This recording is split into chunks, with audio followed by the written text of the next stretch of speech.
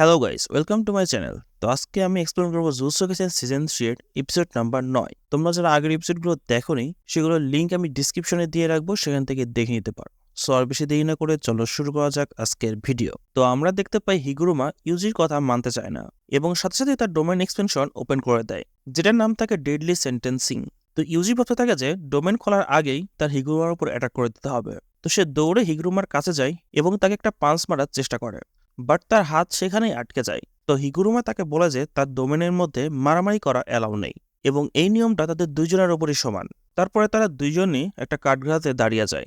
হিগুরুমার domain একটা কোর্টের মতো, যেখানে ইউজি ট্রায়াল হবে এবং হিগুরুমার পিছিয়ে শিকিগামিটা সেই কোর্টের জাজ। তো জাজ বলে যে ইউজির উপর এই ক্লেমটা আছে যে ইউজি 18 বছরের ছোট হওয়ার পরেও সে বেগাস পার্লারে গিয়েছিল। হিগুরুমা বলে যে ডোমেনের মধ্যে দাঁড়িয়ে থাকা সেই মানুষটার বিষয়ে জাজের সবকিছুই জানা থাকে, বাট হিগুরুমা সেই সবকিছু কিন্তু জানে না এবং ফাইনাল জাজমেন্ট তাদের দুইজনেরই দলিল পেশ করার পরেই হবে। ঠিক তখন হিগুরুমার হাতে একটা প্রমাণ চলে আসে, যেখানেই আসলে প্রমাণ ছিল ইউজি আসলে সেই পার্লারে গিয়েছিল নাকি গিয়েছিল না, এবং এই এভিডেন্সটা সেই শিগামি মানে জাজম্যানই তাকে দিয়েছে। এবং এই প্রমাণটার মানে এটা না যে ইউজি দোষী। ফার্স্টে ইউজিকে তার সাফাইয়ের জন্য সুযোগ দেওয়া হবে, যার পরে হিগুরুমা এই প্রমাণটাকে খুলবে। তো ইউজির চেষ্টা করতে হবে তাকে যেন দোষী না বানানো হয়। তো এমন ডোমেন দেখে ইউজি বুঝতে পেরে যায় যে হিগুরুমা আসলে একজন লয়ার। পেঙ্গিন তাকে বলেছিল যে পুরানা জামানার সর্সারাররাও ডোমেন ইউজ করত, বাট তাদের সেই ডোমেন্সগুলোর ভিতরে গ্যারান্টি হিট ইফেক্ট কাজ করতো না। অ্যাজ এ এক্সাম্পল, যদি কেউ গুজোর ডোমেনের মধ্যে আটকে যায় তাহলে তার উপর অ্যাটাক 100% লাগবেই, এবং এটাকে গ্যারান্টি হিট ইফেক্ট বলা হয়, যেটা মোটামুটি সবার ডোমেন্সেই থাকে। বাট ওল্ড এরাতে মানুষ এই জন্যই শুধুমাত্র ডোমেন খুলতো যাতে করে অপোনেন্ট পালিয়ে না যেতে পারে। বাট টাইমের সাথে সাথে গ্যারান্টি হিট ইফেক্ট ডোমেন বাড়তেই থাকে। তো ইউজি বুঝতে পেরে যায় যে হিগুরুমার ডোমেনে কোনো হিট ইফেক্ট নেই, যার মানে এটা ক্লিয়ার যে তার উপর কোনো আঘাত আসবে না।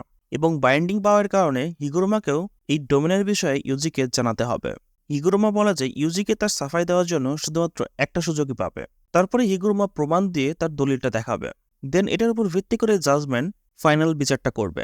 ইউজি জিজ্ঞাসা করা যে সে যদি দোষী হয় তাহলে তার সাথে কি হবে, বাট হিগুরুমা এই অ্যান্সারটা দেওয়াকে খুব একটা জরুরি মনে করে না। সে বলে যে এখন ইউজির কাছে 3টা অপশন আছে। প্রথম হচ্ছে সে চুপ থাকবে, কোনো কিছুই বলবে না, মানে সাইলেন্স।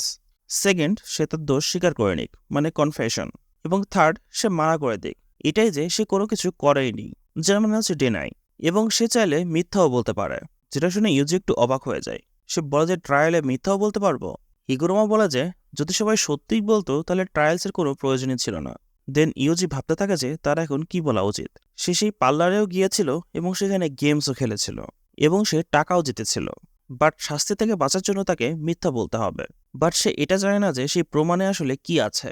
যদি সেই প্রমাণের মধ্যে বলাই না থাকে ইউজি সেই পার্লারে গিয়েছিল, তাহলে সে এটাকে না বলতে পারবে। আর যদি প্রমাণের মধ্যে এটা থাকে ইউজি সেখানে গিয়েছিল, তাহলে সে একটা বাহানা বানিয়ে বলতে পারবে যে সেখানে সে শুধুমাত্র টয়লেট ইউজ করতে গিয়েছিল। বাট এতে এখানে প্রমাণ হয়ে যাবে যে সে ভেতরে গিয়েছিল। সে যদি কনফেসও করে নেয় তাহলে সম্ভবত তার শাস্তি কমও হতে পারে। বাট ইউজি তো এটাও জানে না যে এখানে কি ধরনের শাস্তি হয়। দেন ইউজি বলে যে সে পার্লারের মধ্যে গিয়েছিল, বাট শুধুমাত্র টয়লেট ইউজ করার জন্য। হিগুরুমা তারপরে সেই প্রমাণটাকে ওপেন করে, যেখান থেকে সে ইউজির একটা ফটো বের করে, যেখানে সে সেখানকার একটা এটিএম এর পাশে দাঁড়িয়েছিল, যেখানে এই প্রমাণের সাথে পার্লারের কোনো লেনাদেনাই ছিল না। বাট ইউজি নিজেই বলে দিয়েছিল যে সে পার্লারে গিয়েছিল এবং প্রমাণ অনুযায়ী সে এটিএম থেকে টাকাও তুলেছিল, যার মানে সে ভেতরে শুধুমাত্র টয়লেট করতে তো কখনোই যায়নি। এবং সেখানে সে গেমসও খেলেছে। যেখানে তার বয়স 18 বছরের কম ছিল, সে পার্লারের মতো জায়গায় গিয়ে রুলস ভেঙেছে। তো ইউজি ভাবতে থাকে যে অপশন 3টাই সঠিক ছিল, তার মিথ্যা বলাটাই উচিত ছিল, এটাই যে সে পার্লারে গিয়েছিলই না, যার ফলে এই এটিএম ফটো থেকে কোনো কিছুই প্রুভ করা যেত না। হিগুরুমা বলা যায় এটিএম থেকে টাকা বের করা এটা কোনো খারাপ বিষয় না। ইউজি শুধুমাত্র এটা বলা উচিত ছিল যে তার উপর যে দোষটা লেগেছে সেটা ভুল। তো যাই হোক, জাজমেন্ট এখন তার বিচার জানায় এবং সে বলে যে ইউজি দোষী এবং তার শাস্তি হচ্ছে কনফেসকেশন। এর পরপরই জাজ এবং ডোমেন গায়েব হয়ে যায়, তারা রিয়েল ওয়ার্ল্ডে চলে এসেছিল। তো হিগুরুমার সাথে সাথে ইউজির উপর তার হাতুড়ি ছুঁড়ে মারে, যেটা তার হাতে গিয়ে লাগে এবং ইউজি সেখানে আঘাতও পায়। দেন হিগুরুমা ইউজির কাছে চলে আসে এবং সেই হাতুড়িটা গায়েব হয়ে গিয়েছিল আবার তার হাতে চলে আসে। সে তার হাতুড়িটাকে তার পাওয়ারে বড় করে ফেলে এবং ইউজির উপর জোরে মেরে দেয়। তো ইউজি বুঝতে পেরে যায় যে হিগুরুমা তার হাতুড়িকে যে কোনো জায়গা থেকে ডাকতে পারে এবং সেটা সাইজও ছোট এবং বড় করতে পারে। হিগুরুমা ইউজিকে বলে যে তুমি তো অনেক স্ট্রং ইউজি বলে যে এই কথা আমি 50 বারের বেশিও শুনে ফেলেছি, বাট আমি আমার কার্স এনার্জিকে এখনও কন্ট্রোল করতে পারি না। তো আমাদের বলা হয় যে হিগুরমার বয়স 36 বছর। সে ল ইউনিভার্সিটির সব এক্সামগুলোকেই খুব ইজিলি পাশ করে নিয়েছিল, সেটাও আবার প্রথম অ্যাটেম্পটেই। হিগুরমার কাছে এটা অনেক ইজি ছিল। সে শুধুমাত্র সেখানেই মাথা খাটিয়েছে যেখানে প্রয়োজন ছিল। আশেপাশের সবাই তো তাকে জিনিয়াস মনে করত, বাট হিগুরমা যত ভালো লয়ার তার থেকে অনেক বেশি ট্যালেন্টেড একজন সর্সারার।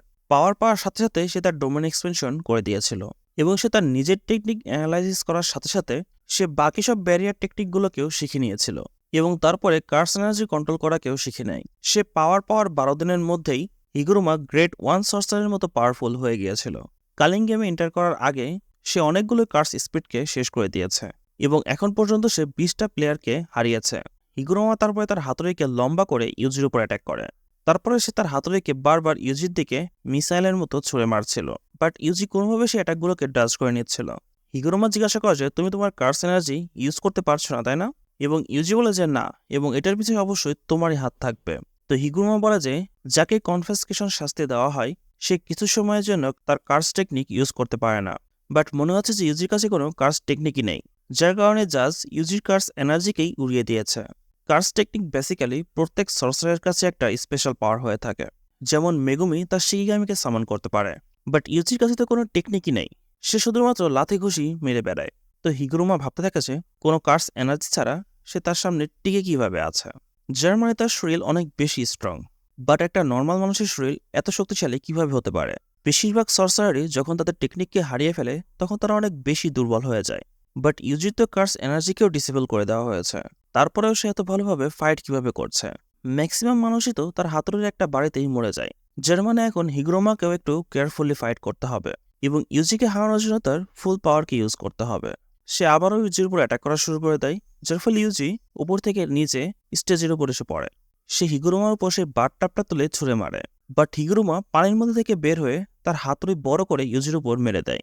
হিগুরুমার মনে হচ্ছিল যে সে এমন একটা খেলনার সাথে খেলছে যেটা কখনো ভাঙেই না। ওই থেকে ইউজির অবস্থাও খারাপ হচ্ছিল। সে ভাবতে থাকে যে হিগুরুমারও তো কোনো একটা উইক পয়েন্ট অবশ্যই থাকবে। ঠিক তখনই তার মাথায় একটা বুদ্ধি আসে। সে বলে যে তার রিট্রায়াল চাই, মানে সেই ট্রায়ালটা বিচারটা সে আবার চায়। এটা বলার সাথে সাথেই তারা দুইজনই আবার হিগুরুমার ডোমেনে চলে আসে। জাজম্যান যাকে শাস্তি শোনায় তার এটা অধিকার থাকে যে সে আবার রিট্রায়াল করতে পারে, যতক্ষণ না সেই পার্সনটা নিজে থেকে তার দোষ স্বীকার করে নিচ্ছে। জাজম্যান তারপরে বলা যায় ইউজির উপর কেস আছে এটাই যে সে শিবুয়াতে অনেকগুলো মানুষকে মেরেছে। এটা শুনে ইউজি বলে যে হ্যাঁ সত্যি, এবং সে তার গোনাকে স্বীকার করছে। এটা শুনে জাজ অনেক রেগে যায় এবং বলে যে তোমাকে মৃত্যুদণ্ডর শাস্তি শোনানো হলো। আবার তারা দুজন রিয়েল ওয়ার্ল্ডে চলে আসে। আমরা দেখতে পাই এবার হিগুরুমার হাতে হাতুড়ের জায়গায় নতুন একটা শর্ট চলে আসে, যেটার নাম থাকে এক্সিকিউশনার শর্ট। সবথেকে বড় শাস্তি যেটা জাজমেন্ট শুনিয়ে থাকে সেটা হচ্ছে মৃত্যুদণ্ড, এবং এমনটা হলে হিগুরুমার হাতে একটা শর্ট চলে আসে, এবং সেই শর্ট দিয়ে সে যদি কাউকে টাচও করে তাহলে সেই পার্সনটার মৃত্যু হয়ে যায়। যার মানে এই শর্টটা যে কোনো সর্সারারকেই মেরে ফেলতে পারে, গোজো এবং সুকোনাকেও। হিগুরুমা এটা মানে যে কোনো পার্সনকে বোঝার জন্য তার উইক পয়েন্টগুলোকেই জানতে হয়। বাট প্রবলেম হচ্ছে সে যখন কোনো পার্সনের দুর্বল দিকগুলো দেখে তখন তার কাছে মানুষকে সুন্দর না বরং আরও অসুন্দর মনে হয়।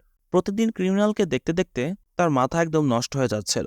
তো তার কাছে সব মানুষই দুর্বল, সে ক্রিমিনাল হোক অথবা ইউজির মতো কোনো মানুষ হোক যে আসলেই ভালো হওয়ার চেষ্টা করছে। অন্ধকারে মোমবাতি জ্বালানোর পরেও অন্ধকার কিন্তু শেষ হয়ে যায় না। হিগুরুমাকে তার সিনিয়র জিজ্ঞাসা করেছিল যে সে লয়ার না হয়ে সরাসরি জাজ কেন হয় না। তখন হিগুরুমা জাজ হওয়াকে মানা করে দিয়েছিল, কারণ তার মনে হয় মানুষ দুর্বল হয়। বাট সেই সময় হিগুরুমা মানত যে এই কমতিটাই যে কোনো মানুষকে স্পেশাল বানায়, এবং এই বিষয়টা হিগুরুমার এজন্যই মনে এসেছে কারণ ইউজি এমন একটা শাস্তি কবুল করেছে যেটা সে কখনো করেইনি। হিগুরুমার ডোমেন চলাকালীন প্রমাণের যেই খামটা হিগুরুমার কাছে দেওয়া হয় সেই কাগজটা খোলার আগেই তার জানা থাকে যে সেখানে কি লেখা আছে, এবং সেখানেই লেখা ছিল যে শিবুয়াতে সেই মানুষগুলোকে সুকুনা মেরেছিল, ইউজি না। তো ইউজি কোনোভাবে এখন পর্যন্ত হিগুরুমার শট থেকে বেঁচেছিল।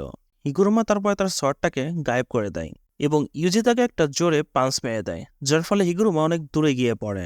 এটা দেখে ইউজিও কনফিউজ হয়ে গিয়েছিল। হিগুরুমা বলে যে সেই সময় সুকুনা ইউজির বডিকে কন্ট্রোল করে নিয়েছিল, যার মানে ইউজি কোনো ক্রাইমই করেনি। বাট ইউজি বলে যে তারপরেও দোষ আমারই, কারণ আমি দুর্বল ছিলাম। বাট তুমি তোমার শটকে গায়েব কেন করলে? হিগুরুমা বলে যে আমার মনে পড়েছে আমি লয়ার কেন হতে চাই। সম্ভবত ইউজির মতো আরও এমন অনেক মানুষ থাকবে যাদের আমার প্রয়োজন পড়বে। এবং সে ইউজিকে তার 100 পয়েন্ট দেওয়ার জন্য রাজি হয়ে যায়। তারপরে তারা দুজনে একটা চেয়ারে বসে যায়। হিগুরোমা ইউজিকে জিজ্ঞাসা করে যে সে কখনো কি কাউকে জেনে বুঝে মেরেছে, যেখানে ইউজি বলে যে হ্যাঁ। হিগুরোমা বলে যে অনেক খারাপ লেগেছিল, তাই না? তো যাই হোক, ইউজির কথা অনুযায়ী হিগুরোমা তার 100 পয়েন্ট ইউজ করে নতুন একটা রুল অ্যাড করে, যেটা ছিল প্লেয়াররা একে অন্যকে পয়েন্ট ট্রান্সফার করতে পারবে। এবং কোগানে সাথে সাথে সেই নিয়মটাকে গেমের রুলসে অ্যাড করে দেয়। তারপরে হিগুরোমা তার 1 পয়েন্ট ইউজিকে ট্রান্সফার করে দেয়, যার মানে এখন 19 দিন পর্যন্ত ইউজি একদম সেফ। তারপরে হিগুরোমা সেখান থেকে চলে যেতে থাকে।